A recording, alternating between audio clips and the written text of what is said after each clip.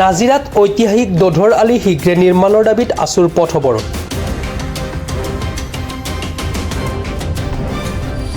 অসম চৰকাৰ মুখ্যমন্ত্ৰী স্থানীয় বিধায়কক ধিক্কাৰ আছুৰ।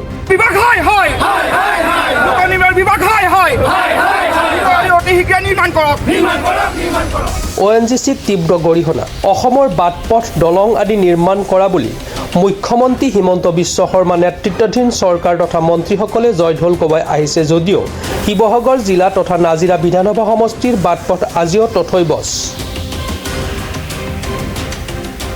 ইয়াৰ জ্বলন্ত নিদৰ্শন নাজিৰাৰ ঐতিহাসিক দধৰ আলি।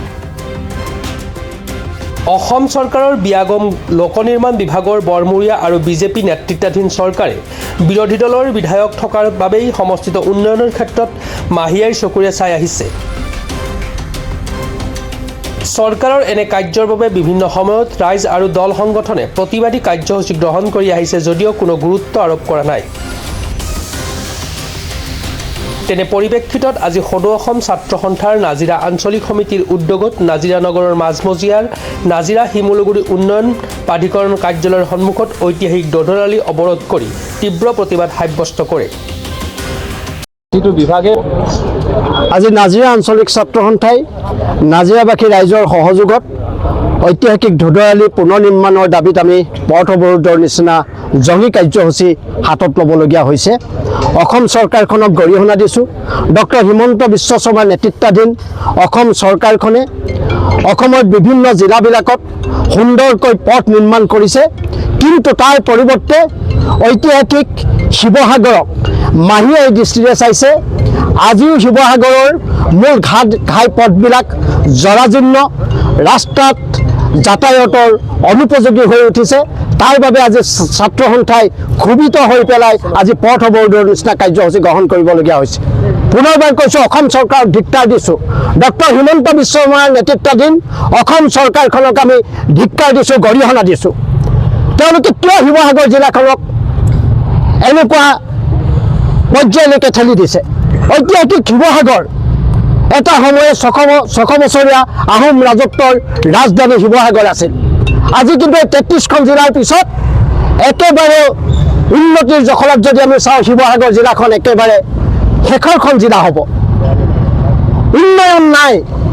আৰু তাৰ লগে লগে এই শিৱসাগৰ জিলাৰ নাজিৰা লোক নিৰ্মাণ বিভাগ আৰু শিৱসাগৰ লোক নিৰ্মাণ বিভাগ কিন্তু বহি খোৱা বিভাগলৈ পৰিণত হৈছে। এই কথা এই ৰাষ্ট্ৰীয় এই ঘাইপথবিলাকে প্ৰমাণ কৰি দেখুৱাইছে। বিভিন্ন সময়ত আমি স্মাৰক পত্ৰ দিছোঁ, কিন্তু তেওঁলোকৰ কোনো সদিচ্ছা নাই, আন্তৰিকতা নাই। আৰু পথবিলাক নিৰ্মাণ কৰিবৰ কাৰণে যিসকলে আবণ্টন পাইছে তেওঁলোকক ব্যৱস্থা গ্ৰহণ কৰিব পৰা নাই পথটো নিৰ্মাণ কৰিবৰ কাৰণে। লোক নিৰ্মাণ বিভাগক ধিক্কাৰ দিছোঁ। আৰু এই নাজিৰা সমষ্টিৰ বিধায়কগৰাকীও কাণ্ডত আমি তীব্ৰ ভাষাৰে গৰিহণা দিছোঁ। নিৰুক্ত ভূমিকা গ্ৰহণ কৰিছে নাজিৰা সমষ্টিৰ বিধায়ক দেৱব্ৰত শইকীয়াই। নাজিৰা সমষ্টিবাসী ৰাইজে তেখেতক জনপ্ৰতিনিধি কৰি পঠাইছে। তেওঁৰ দায়িত্ব আছিল। তেওঁ বিৰোধীত থকাৰ কাৰণে পথবিলাক যদি কৰিব পৰা নাই, তেতিয়াহ'লে তেওঁ শাসনত থকাৰ সময়তো কিন্তু পথবিলাক কৰিব পৰা নাছিল। জৰাজীৰ্ণ হৈ আছিল এই পথবিলাক। দেৱব্ৰত শইকীয়াৰ মৌনতাক আমি ছাত্ৰ সন্থাই তীব্ৰ ভাষাৰে গৰিহণা দিছোঁ। আৰু আজি আপোনালোকৰ মাধ্যমৰ জৰিয়তে স্পষ্ট কৰি দিছোঁ, লোক নিৰ্মাণ বিভাগৰ কিন্তু কাৰ্যবাহী অভিযন্তাগৰাকী ইয়ালৈ আহিব লাগিব। আৰু সমজিলা আয়ুক্তগৰাকীয়েও কোনো ধৰণৰ ব্যৱস্থা গ্ৰহণ কৰা নাই। আগত আমি যেতিয়া নাজিৰা মহকুমাধিপতি আছিল, এনেকুৱা পথবিলাক মেৰামতি হোৱাৰ সময়ত লোক নিৰ্মাণ বিভাগ আৰু এই ঠিকাদাৰী প্ৰতিষ্ঠানবিলাকক মাতি আনি জবাবদিহি কৰিছিল। কিন্তু এতিয়া সমজিলা আয়ুক্তগৰাকীয়ে নিৰুক্ত ভূমিকা গ্ৰহণ কৰিছে। আমি জনসাধাৰণক কষ্টত ৰখাৰ আমাৰ ছাত্ৰ সন্থাৰ কাম নহয়। আজি এই পথচাৰীসকলক আমি দুখেৰে আমি ক্ষমা বিচাৰিছোঁ। এই লোক নিৰ্মাণ বিভাগটোৱে কৰিব নোৱাৰা কামৰ কাৰণে আজি এনেকৈ ধৰণে পথ অৱৰোধ কৰি জনসাধাৰণক আমি হাৰাশাস্তি কৰিবলগীয়া হৈছে। তাৰ বাবে ছাত্ৰ সন্থাই দুখ প্ৰকাশ কৰিছোঁ। কিন্তু জিলা মহকুমা প্ৰশাসনৰ মানুহ আৰু লোক নিৰ্মাণ বিভাগ আৰু এই ঠিকাদাৰ প্ৰতিষ্ঠানটোৰ ইয়াৰ যিসকল বিষয়া সেইসকলে আহি পেলাই আজি কিন্তু আমাক উত্তৰ দিব লাগিব।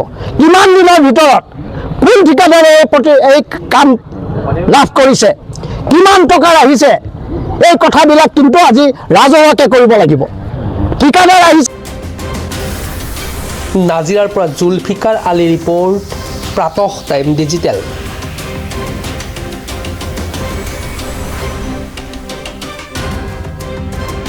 Mobile plus physiotherapy wellness and rehabilitation centre দক্ষিণ কামৰূপৰ ব্যৱসায়িক প্ৰাণকেন্দ্ৰ বিজয়নগৰৰ লগতে VIP চক আৰু গুৱাহাটী মালিগাঁও পাণ্ডৱনগৰত থকা তিনিওখন ক্লিনিক বৰ্তমান প্ৰায় 20 বছৰৰ অভিজ্ঞতা পুষ্ট তথা এতিয়ালৈকে প্ৰায় 40,000 ৰোগীক সুস্থ কৰি তোলা ডক্টৰ পল্লৱীনাথৰ তত্বাৱধানত চলি আছে।